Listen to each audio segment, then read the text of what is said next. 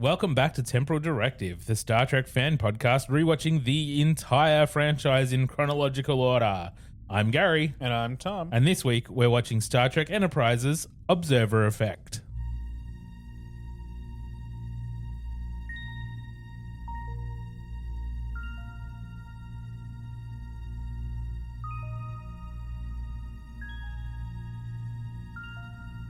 Star Trek, the ultimate franchise. These are the podcasts of the Wakefield brothers. Their 16-year mission to watch every production, to seek out life lessons and new inspirations, to boldly watch like most fans have watched before.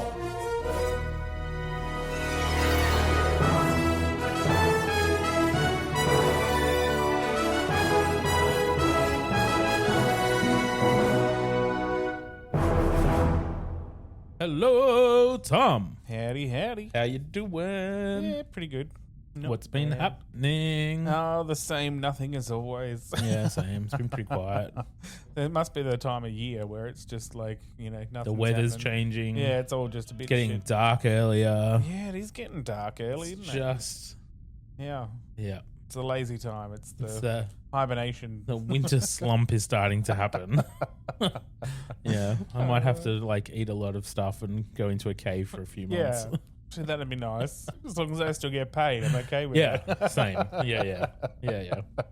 That would be fine. And as long as the world is still here in 3 months when I wake up. Yes, That exactly. would also be nice. In your case, as long as Disney's still here when you wake up. Well, yes, that is correct. That is correct, yes. Yeah, no, not much has been happening. I've just been doing the same old stuff. I've been watching Jetsons. Oh, yeah. Yeah, so that showed up on Amazon Prime, the wonderful thing that it is. Vintage. Yeah, and it's all been, I'm assuming it's been remastered because it looks pretty clear. Oh, right. But I did not realise that it was going to be actually funny. So, yeah, I just was sort of putting it on as a time waster sort of thing in the background, but I've actually been laughing a fair bit at the show. It's unexpected. Nice. I might have to give it a shot. I haven't watched it for a long time. I don't really remember the show. I know we had a couple of VHS when we were kids. Yeah. But I mostly remember the Jetsons movie. Yeah, you see now. But I don't really remember the show. I've been watching it only for I don't know, this week maybe, or maybe a little last week, but there's probably about 4 episodes so far that I've actually remembered a couple of bits out of. Yeah, right. So you might remember some because you were probably older than me when we were watching them. Oh, probably. Yeah, probably was older than you, seeing as I was born 5 years before you were. Yeah, it probably makes sense. But your aphantasia might. Oh, that's true.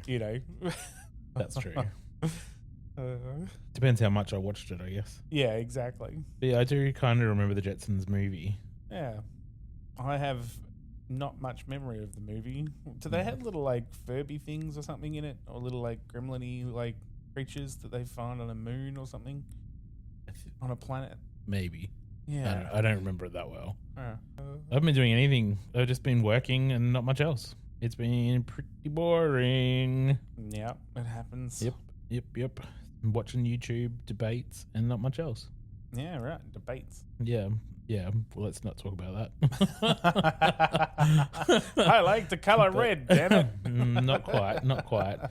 But there's a YouTube channel called Jubilee, and I've been a bit obsessed. Yeah. I watched one that I was like, oh, that might be interesting, and then that led me down the deep dive of all sorts of things.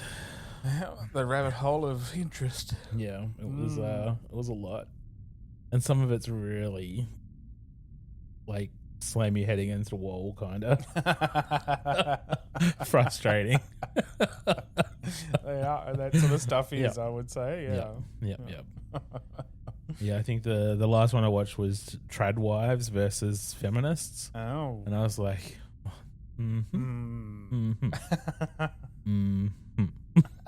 Anyway.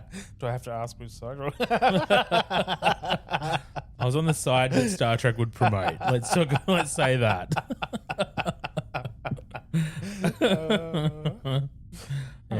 Yeah. Other than that, it's been pretty boring. The weather's kept me inside. Work has been kind of busy. so I haven't really done much. Yep, I know how you feel. So let's get into this week's episode. Okie dokie. It is called Observer Effect, written by Judith and Garfield Reeves Stevens, directed by Mike Vahar, his 10th of 11 Enterprise episodes. The original air date for this one was January 21st, 2005.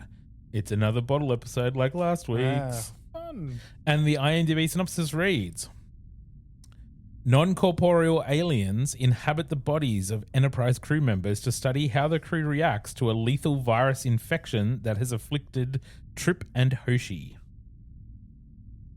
Yep.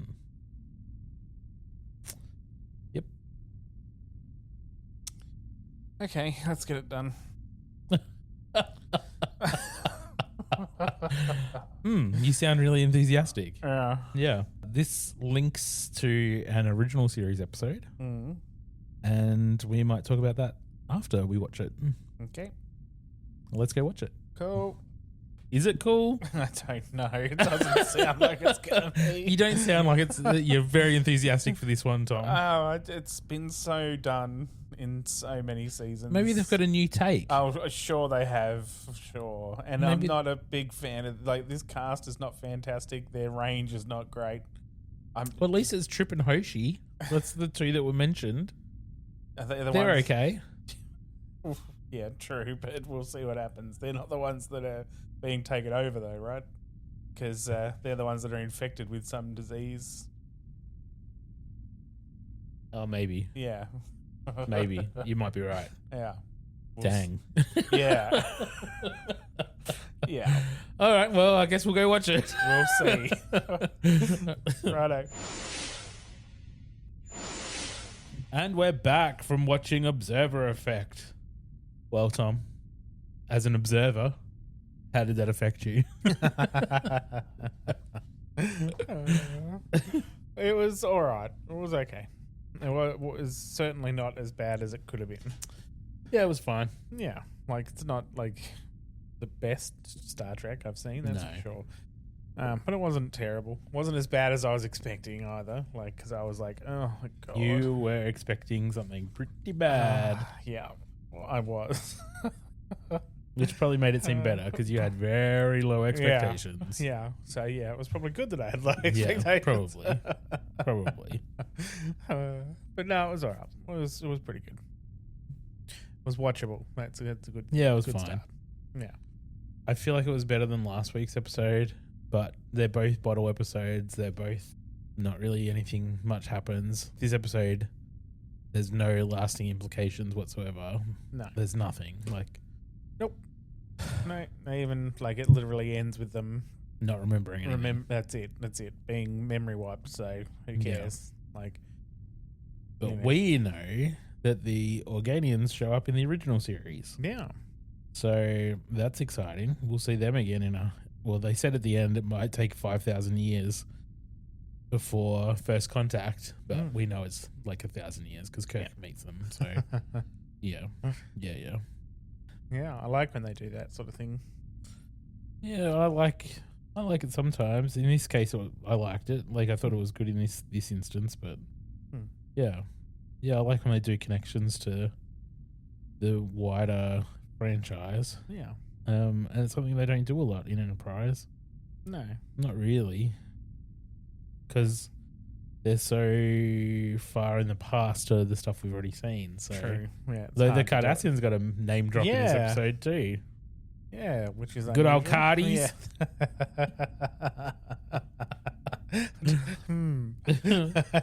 Yeah. I don't know whether Cardis is meant to be used so casual. Oh. Isn't that what O'Brien calls them? Yeah. The Cardis. Yeah, the Cardis. Yeah. Anyway, I think the episode was fine. Yeah. The performances were actually pretty good. Not bad. Not as bad as I was expecting, actually. Yeah. And Hoshi, is this the most Hoshi's ever talked? Yeah. Yeah, other than And then she's talking about running a fucking illegal poker game while she was at Starfleet Academy or whatever, and not Starfleet Academy because that doesn't exist yet, but at school, she's running a fucking illegal poker game. She's a fucking black belt. Yeah. None of which they've explored before. None. Hoshi's been this fucking cool ass badass this whole time. Yeah, and it has nothing to do. Barely given her a sentence. Yeah, and she, like, I mean, how many times? Like, she's been kidnapped once before, right? And she had less to say in that episode, and she didn't put up much of a fight in that episode. Yet she's a black belt. She talked more about the slug in season 1. Do you remember that slug? Yeah, Like, clearly they're trying to rewrite her to be a bit more interesting. Yeah, but I mean, too late now. The show's about to end. That's it. Like, we also don't care anymore. Like, she's been just background for so long. Well, we would have cared if they had given her, if they had made her really cool, and then like we had a couple more seasons where they could develop that. We would have cared. Yeah, but the fact that the show's about to end,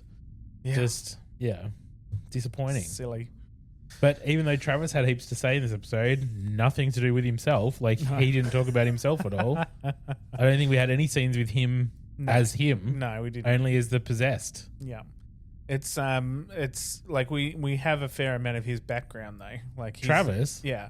Well, we have a fair We had one episode where he saw his family in the cargo ship. Yeah, and that's about it. It seems like Travis, every time we do have Travis, likes to talk about himself. It's sort of like, when I was on the cargo ship, I guess. like, he doesn't have much to say, but when he does, it's usually about, I've got more experience than anyone. But him and Reed were perfect for these positions. Because they're forgettable. Yeah, they're forgettable. they Sorry, they guys. don't overly emote. And these characters that they were being inhabited by were meant to be this blank thing that didn't really have much to say. Yeah. So they were perfect. Yeah. For that role. Yeah. They done well. All right, let's go through the episode. Well, I mean, bottle episodes are just like some bottle episodes are great. Yeah. But not this. This is not great. This is just passable. Enterprise is in orbit around a planet, and we see Travis and Reed in the mess hall playing chess, but it's not them. They've already been inhabited by the Organians. We don't know that yet, but they're inhabited by aliens that are saying, like, chess is boring because there's only so many different different moves, and it's predictable. Predictable. I don't know why they even bother playing it. Yeah. So clearly these aliens, these non-corporeal aliens, are super long-lived. Yeah. Hoshi and Trip are in a shuttlecraft coming back up from the planet that they're in orbit of. They've been sifting through Klingon garbage, basically, and didn't really find anything. So they're on their way back to Enterprise. And on the way back, Trip starts coughing. Hoshi has to take over controls, and he collapses. So the shuttle pod is docked by Hoshi for the first time ever. Yeah. She was very nervous. And they end up in decon.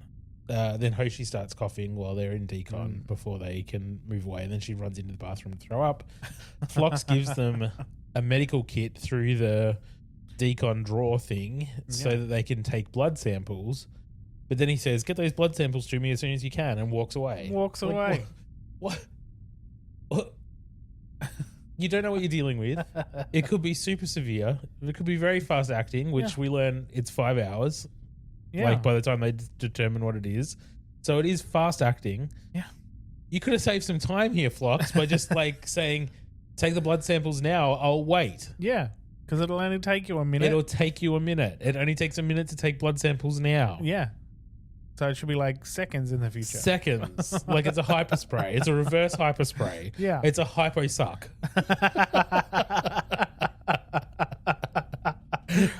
Sounds like a fun weekend.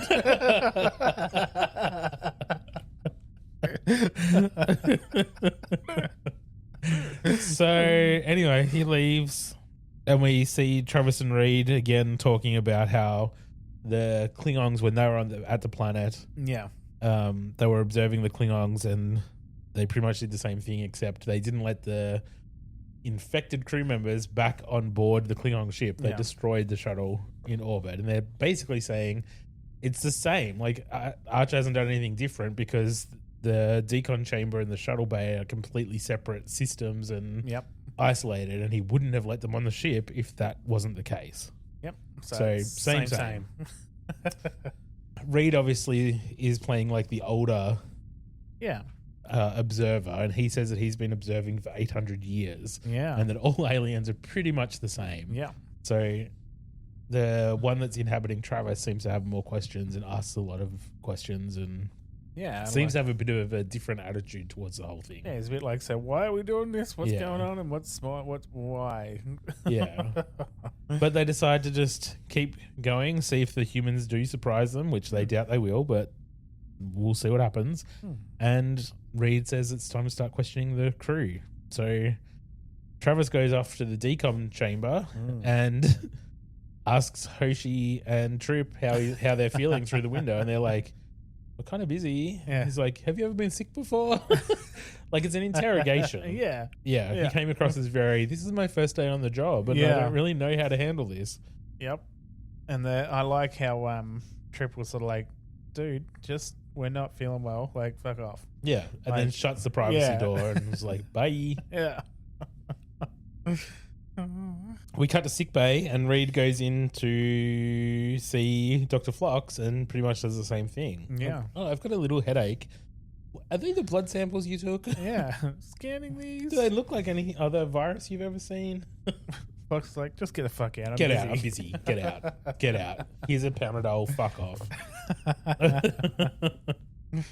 In the decon chamber, Hoshi and Trip have time to talk and bond, and this is where she talks about her poker thing the poker game that she was floating back at the college or whatever, and she got found out by one of her commanders, and they got into a fight, and she broke his arm, and she got kicked out. But apparently Starfleet needed some language specialists more than they needed to make an example of her, so they let her back in. Yeah, which just means that Hoshi's been this cool chick this whole time. Yeah, I know. She's just been like, hailing frequencies open, sir. I'll just sit here and do nothing. Yeah, exactly. Kind of like Uhura, though. Just be answering phones, even though I can kick the asses of people.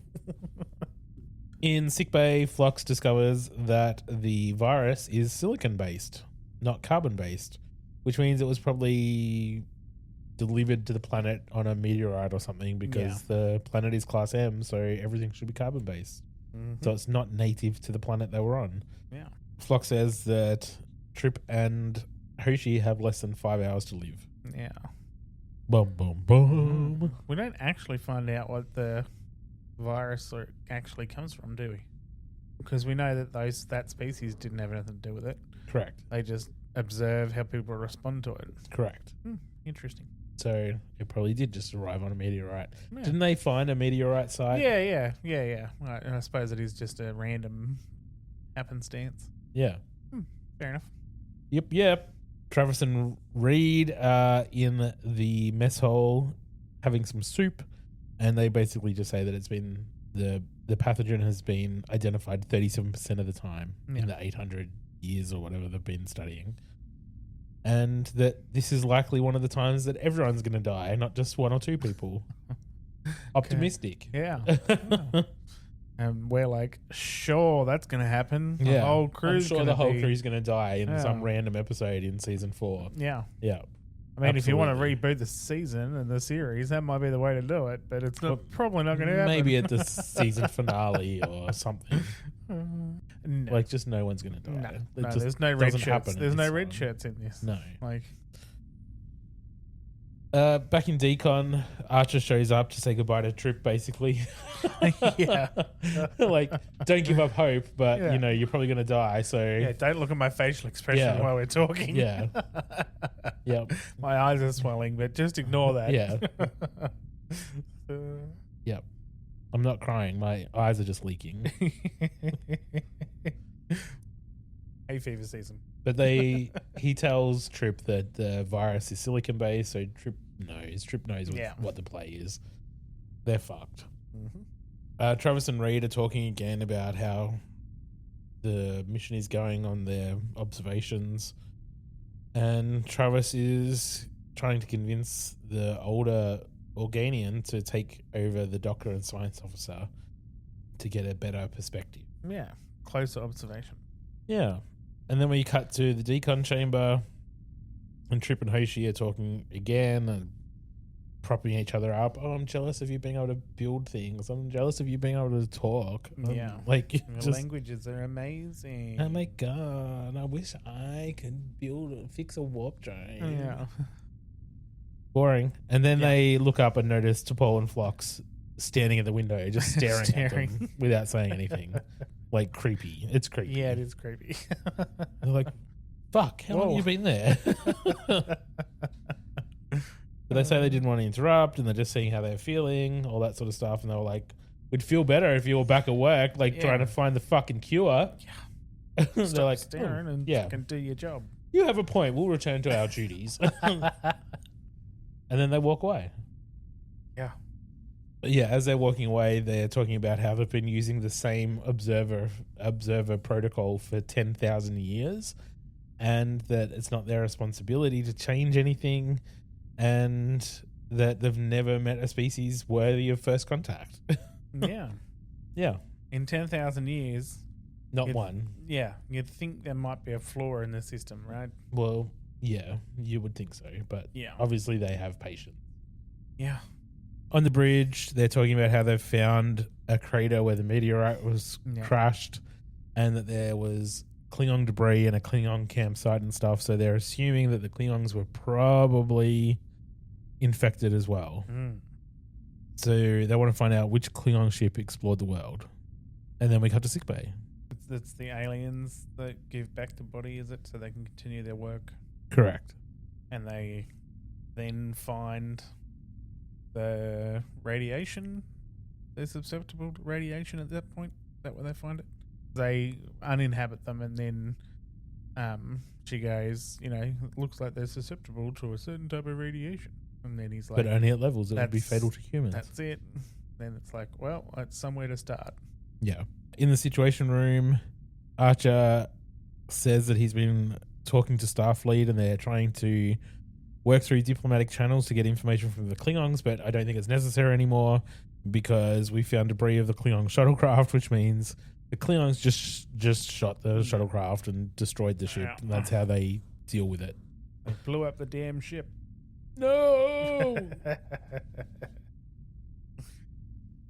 In the decon chamber, Hoshi's gone crazy and starts speaking in a bunch of different languages, including Klingon, and she's trying to break the quarantine lockout code.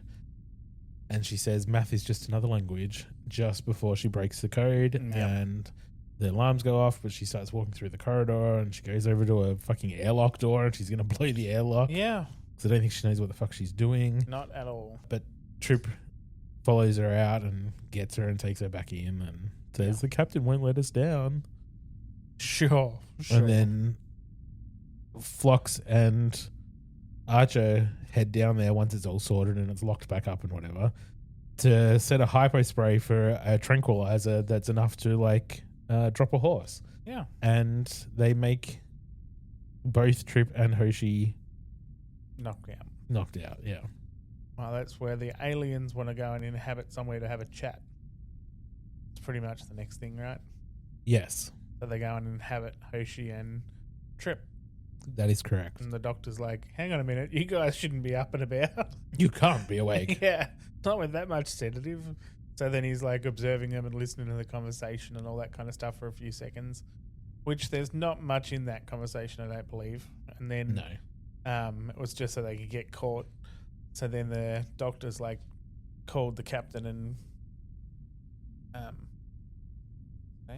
T'Pol.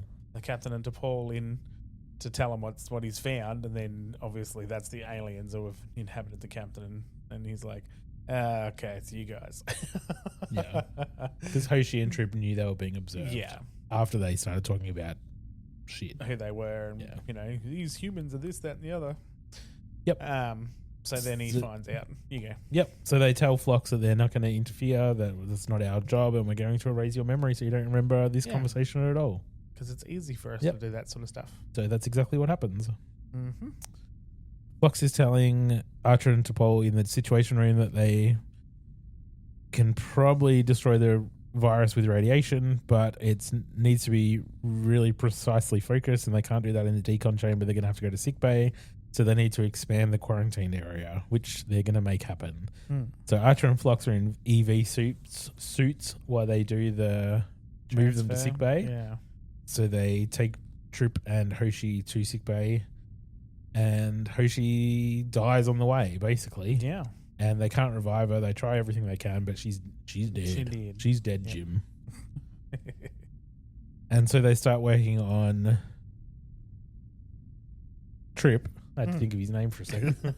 They start working on Trip, but they can't get into the equipment properly because they're wearing the EV suit gloves. So they argue about who should be the hero in this. And Archer becomes the hero because Enterprise needs a doctor more than it needs a captain right now. Yeah. So he takes his gloves and helmet off and helps with Hoshi stuff. trying to start her heart and stuff. Yeah, well, anyway. She dies anyway. Then they move on to Trip. Yeah. But he's infected. Yeah. Archer is infected. They try the radiation treatments. It doesn't work. Nope. And so Phlox goes back to the bridge to keep working. Archer is left there with Trip as Trip slowly dies. Yeah. There's a little conversation with Paul. It's like, goodbye, you're in charge, yada yada. Yep. And then he's just looking at Trip, watching him die. Yep. And then once he dies, and we get the beep. Yep. He says, Trip says, "I have such respect for you, Captain Archer, even though he's dead." And then Hoshi sits up. Anyway, and they say that they're Organians, a non-physical life form. Hoshi and Trip are arguing with each other as well because the Organians are not supposed to make contact or or interfere or anything. So the younger one that wants to help the humans has inhabited Trip, and the older one that was in Reed is now in Hoshi. And so they argue a little bit, and they talk about the virus. They talk about how they should be able to save them and whatever. And Archer convinces them that you're better to try a bit of human empathy and compassion and practice what you learn from us instead of just watching. Like, observing is not enough. Experience compassion for yourself if you want to know what it means to be human. Yeah. Tricky. Yeah.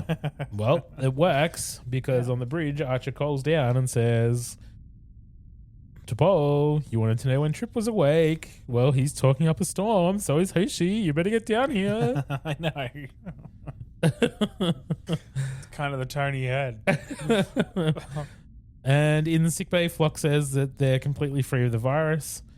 He considers that it must be a delayed reaction to Trip's radiation treatment, and it spilled over to the others, which makes no sense, but whatever. And Archer's like, "Oh, well, whatever. Starfleet Medical will figure it out, I guess. Don't worry about it."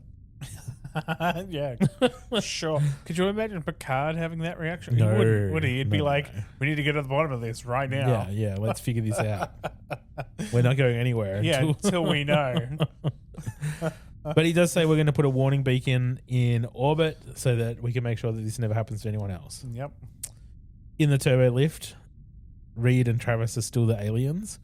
And Reed says, "You realize the consequences of what you've done. We will never be able to observe another species encounter this virus." And Travis says, "Good. Yeah. I'm looking forward to making my first report. After 10,000 years, the rules need to change." And Reed says, "These humans have not been a good influence on you. I would not encourage further encounters." And Travis says, "I don't think we can avoid them. I'm going to recommend that we start preparations for an official first contact mission." Indeed, at the rate they're progressing, that'd barely give us 5,000 years to prepare. And Travis says, "Then we better get started." And that's the end of the episode. It doesn't take 5,000 years. It takes 1,000 years. Not even that, probably. A few hundred. Yeah. But anyway, that's the episode. Yeah. And that's the end of that chapter. And that's the way the cookie crumbles. Right. What's the life lesson in this episode, Tom? Yeah. Didn't think about it again, did you? Yeah. Oh, dear. Well, I guess that it's easy to lose compassion and things like that. So maybe don't do that. Don't be an observer. Yeah. Like, life isn't about standing back, is it? So, you've got to get involved. Get in there.